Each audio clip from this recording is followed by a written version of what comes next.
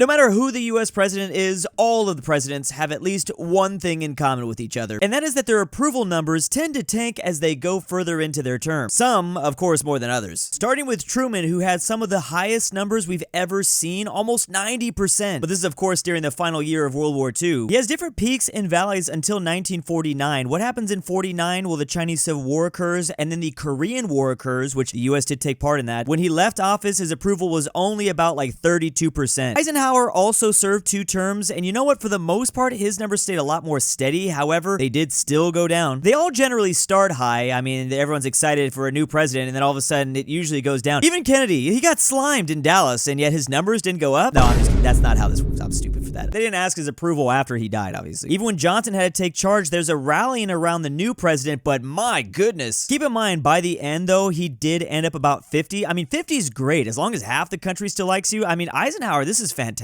Kennedy also had very high numbers. Truman was just all over the place, which actually is unheard of for this, except for, well, you'll see. Holy crap, though, Nixon, that is really bad. It just absolutely tanked once we found out he might have done a little bit of cheating. God forbid a president cheats to get elected, right? What's crazy about this is he still ended up with approval from 25% of the country. No matter how high you start, there always seems to be a point where things kind of run out of control and your numbers begin to really slide off. Traditionally, that seems to happen always by the end of the term when they're about to leave office. What's crazy about Bush Sr. is that he dropped off, but then he had somewhat of a comeback at the very end, but still lost the election to Bill Clinton. Bill Clinton started very unpopular, but for the most part, his numbers remained really stable. He actually went up. Damn, Bill, he might be the only one to manage to do that. That's like the only outlier here. Who cares if he had a friend named Steen with a private island? He was a great...